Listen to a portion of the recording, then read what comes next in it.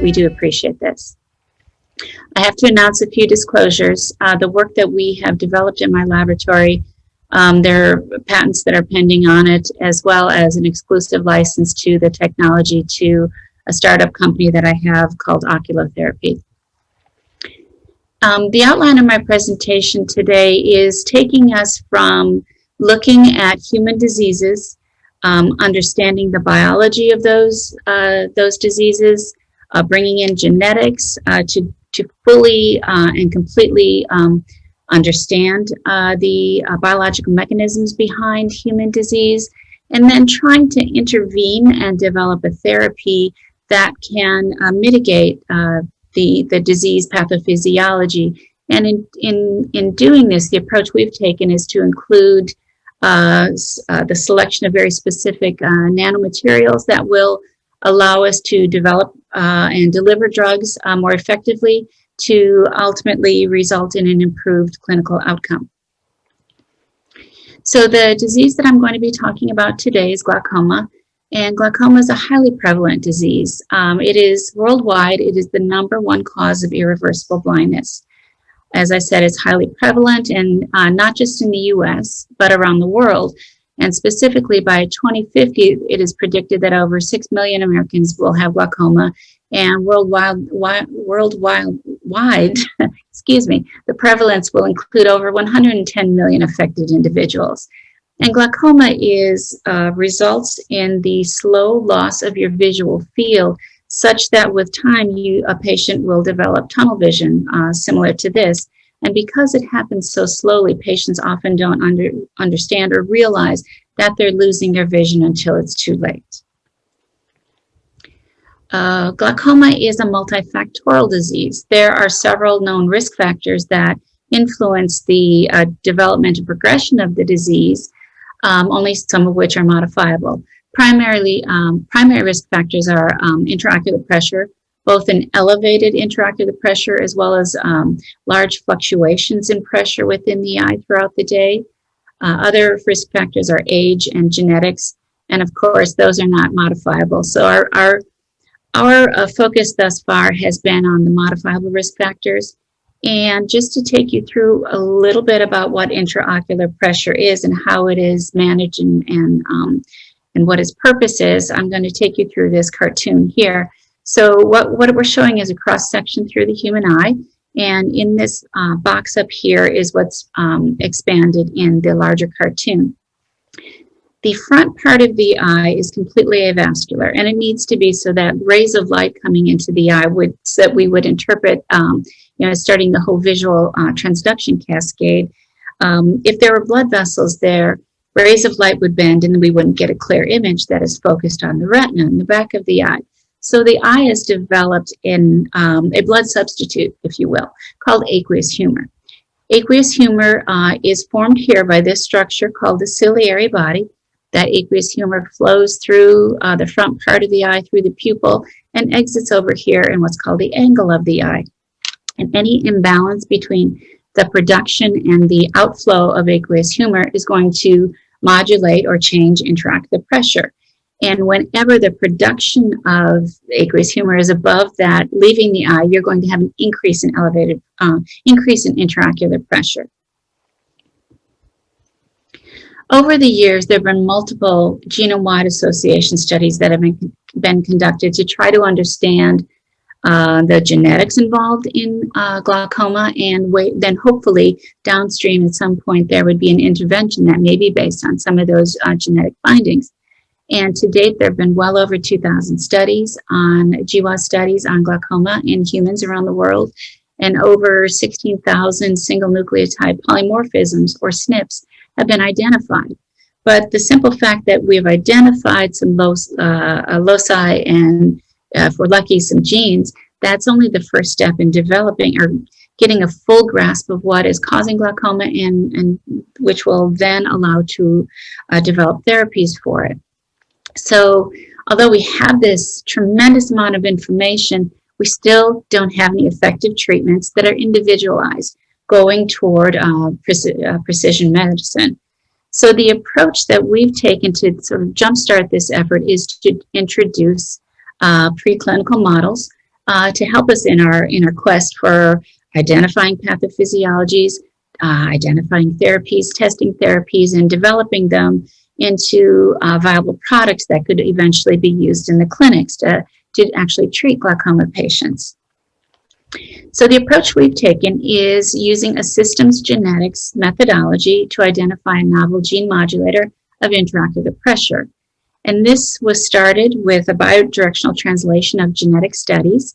I studied this BXD family of mice, and for sake of brevity, I'm not going to go into the details of it, but basically it is the largest characterized family of recombinant inbred lines of mice available in the world. And so we've taken the approach of using these mice, bringing in what is known about the human condition, and then moving forward with what we found from our systems genetics investigations. And then we validated the gene products that we identified using pharmacology and cell biology type studies. So simple phenotyping was done.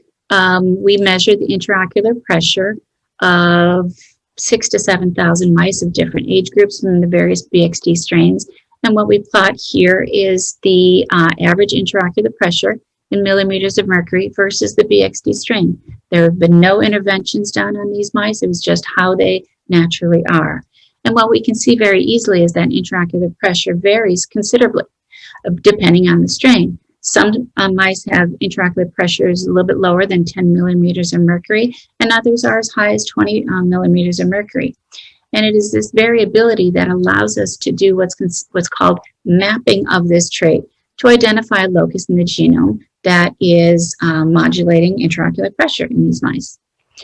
And what I'm showing you here is our simple interval map, which is visually very similar to the Manhattan plots from human GWAS studies, where we have individual chromosomes, 1, 2, 3, etc., all of them of the mice, and then an LRS, or likelihood ratio statistic, which is similar to a LOD score, and it's plotted across the entire genome. And what we can see here, any peaks that raise above this red line, which identifies genome-wide significance in the mouse, gives us a locus that is modulating or controlling this trait that you've identified. So in this particular case, we have a peak on proximal chromosome 5 that is modulating intraocular pressure in the BXD family of mice. And using a series of inclusion and exclusion criteria, we identified a single gene within this locus that modulates intraocular pressure, and that is CACNA2D1, and this is a peripheral calcium channel subunit. And we found this to be significant, genome-wide significant in the mouse, and then we reached out to our collaborators who are involved in the human GWAS studies to ask them to probe their databases to see if it is also a hit in human studies. And what we found was that, yes, indeed, it is a significant p-value within human GWAS populations. It did not reach genome-wide significant, but from the perspective of probing the GWAS databases from a single gene, we have a highly significant p-value. So this shows us that although we identified this gene in mice, it also plays a role in human glaucoma. So just because you've identified a gene doesn't mean your journey is ended. You need to demonstrate that that gene is actually playing a fundamental role in modulating the phenotype of intraocular pressure. So we brought in some old-fashioned cell biology type studies, and we wanted, in this particular case, we wanted to know whether the protein encoded by that gene is found in parts of the eye that could possibly explain its role in modulating intraocular pressure. So here, this is that same cartoon where we're looking at the region of the eye that is involved in intraocular pressure. And we performed immunohistochemistry shown here. And this particular image is from a mouse. And the localization of the CACNA2D1 protein is shown in green, and all nuclei are shown in blue. And what this immunohistochemistry image shows us that the CACNA2D1 protein is localized to the non-pigmented epithelium of the ciliary body, where aqueous humor is produced, and is also located in the trabecular meshwork in Schlemm's canal, which is where the aqueous humor leaves the eye. So the gene product of the gene that we identified is localized in both places where aqueous humor is produced and where it exits the eye. So this is very strong evidence to support that this gene is playing a role in modulating intraocular pressure. What I'm showing in this cartoon is a model of calcium channel. All the blue units are the alpha pore and the gamma and the beta subunits that modulate its activity. And in red, I'm showing the gene product that we identified in our systems genetic studies. And what this shows is it's a peripheral subunit that modulates whether the calcium channel pore is open or closed. And we all know that calcium plays a very important role in many physiological functions throughout the body. It just so happens that there is already an FDA-approved drug that targets the CAC-NA2D1 protein with high specificity and affinity, and that is pregabalin here, shown as these purple sort of half circles. And you may have heard of pregabalin. It's also marketed as Lyrica, and this is an FDA-approved treatment for various things, including neuropathic pain and fibromyalgia. And patients all over the world take very large doses, up to 600 milligrams a day, to deal with their various issues. So what we wanted to do was to determine whether a topical drop, a very small dose in a topical drop, could have an influence on intraocular pressure within the eye. So what we did is we did a single dose study using mice, black 6 mice, which is has normal physiology in the eye. And we did a dose response curve with different concentrations of pregabalin from 0.3 to 1.2% in just a viscous aqueous solution, HPMC. We put a single drop on the eye, and we measured intraocular pressure until it returned to baseline. And so what I have plotted here is the percent IOP reduction versus time after dosing. All of the tracings with the open symbols are control. It was just HPMC on those eyes, no drug, but the closed symbols identify or signify the drug-loaded HPMC. And what we can see is that we do have a decrease in intraocular pressure that follows a dose response pattern. And the minimal concentration that gave us a maximal response was 0.9%. And all the pharmacodynamic parameters are shown here, and that there's no difference between our 0.9% and 1.2%. But what this shows us is that we get a maximum reduction of 20% in IOP. But importantly, IOP goes back to baseline values at about 6 to 7 hours after dosing. So this demonstrates that pregabalin can lower intraocular pressure, but the efficacy is not very good. It's not a very potent drug, just in an aqueous solution. And this is equivalent to some of the first-line glaucoma medications that were introduced to the market 30, 40 years ago. So it's good, but not good enough. So what are some of the challenges for dosing the eye with topical eye drops? Well, there are multiple barriers to this. The first of which are the structures of the eye themselves. In the front part of the eye, we have the cornea, which is shown here and also in this part of this diagram. And the cornea has multiple layers, multiple cell layers. Some are more hydrophobic, some are more lipophilic. So it's got hydrophilic and hydrophobic, so it has different physical chemical characteristics that a molecule has to deal with when it tries to cross to gain entry into the eye. In addition to this, we have tears that are on top of the cornea, and those tears also form additional barriers. Now, tears are important for lubricating the eye, protecting the eye. They decrease risk of infection. They wash away foreign particles, etc., etc. And tears are generated continuously throughout the day. As shown in this cartoon here, our lacrimal gland, and we also have meibomian glands here in the lids that produce the various aqueous and non-aqueous components of tears. And as I said previously, tears wash away foreign particles, including a drug that you may put onto the eye. And they wash out here through the lacrimal duct and exit through your nose and get drained into your throat. So there are the eye is designed to keep molecules out of it. So if we want to get a topical drug into the eye, we have to be smart in dealing with these barriers and try to overcome them and work with them rather than against them. So the approach we took was to take various materials and make a formulation that has extended release, bioadhesive properties. We wanted to select components that were on FDA's generally regarded as safe or GRAS list.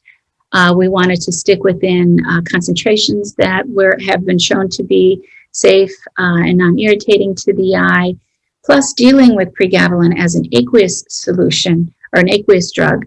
It's a BCS class 1. We needed to deal with the lipophilic components of the tears as well as the cornea itself.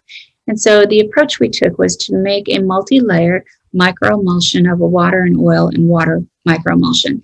And you can see that we, in this part of the cartoon, we have our initial vision of what we expected, anticipated our microemulsion to look like. So we have our internal aqueous component, our intermediate lipophilic component, and then these would be embedded in an outer aqueous solution where we would have drug in the inner and outermost aqueous components. And that is exactly what we ended up getting. This is a low mag view on from a TEM, transmission electron micrograph, showing the particles that we've developed. And as a higher magnification, you can see it here. And we actually do have these segmentation and substructures that we had predicted. And importantly, the final solution that is made from this is optically clear, which is very important for not interfering with vision. The droplet size of our microemulsion is very small. Medicated or not, it is less than 20 nanometers, which is tiny. And it has a decent zeta potential, which is necessary for stability of the formulation. In terms of characterization of our formulations, we used, once we identified and constructed the water and oil microemulsion innermost components, we tested various external components, aqueous components, to see which would give us the best outcomes. And we tested 3 of them, one of which is carbapol, 981, sodium alginate is the second one, and chitosan is the last one. So we tested the physical characteristics of our multi-layered microemulsion, here the MEs, as well as the drug in just the external aqueous component that I already mentioned. And what these data shows is that the formulations containing the carbapol 981 in the external phase have the highest viscosity. In terms of bioadhesive force, using those same 6 formulations, what we see is that our formulations containing chitosan had the highest bioadhesive force. In terms of evaluating whether we have been effective in solubilizing all the components of our microemulsion, we utilized X-ray diffraction to see whether or not everything was solubilized in the final formulation. And what this shows us is that here is our final carbapol, pregabalin carbapol microemulsion plus the carrier. We have completely eliminated all of the peaks of pregabalin itself, as well as some of the other components, lecithin being one of them. So this shows us that our formulation is completely soluble, which was our goal. We next evaluated the extended release capability of these different formulations. And the black here is just our pregabalin in water, and it's released very rapidly. Within less than 4 hours, all of our pregabalin has been released. All of our open, like similar to before, all of the open symbols show pregabalin in just the aqueous formulations, not the full microemulsions. All the closed symbols show our full formulations. And what these data show us is that all of the microemulsion formulations do give extended release over just the API or drug in the external phase by itself. But the carbapol microemulsion gives us the greatest amount of extended release to up to 24 hours. And all the physical characteristics are valuable, but ultimately you need to test the efficacy to see whether or not all of these different features, how they relate and translate into an actual increase in efficacy of the drug over just being in an aqueous solution. So what we did is we did a single dose study, in this case using Dutch belted rabbits that have a normally elevated intraocular pressure. And we measured intraocular pressure every 1 to 2 hours until it returned to baseline. And I'd like to draw your attention here to this solid red tracing. And this is our pregabalin in our carbaball microemulsion, the full microemulsion with all 3 layers. And what this is showing us is that this formulation has greatly increased the efficacy of pregabalin as an IOP-lowering drug. We have a maximum reduction of just about 40% reduction in IOP, which is incredible and better than any currently marketed IOP-lowering topical drug. And this is compared to about 27% when we don't have the full microemulsion. And even more importantly, the length of time before intraocular pressure goes back to baseline is incredibly increased. We don't go back to baseline for 34 hours after dosing with that single drop versus 10 hours when you don't have the various components of the microemulsion. And even more importantly still, at 24 hours after our original dosing, IOP is still reduced by about 28%.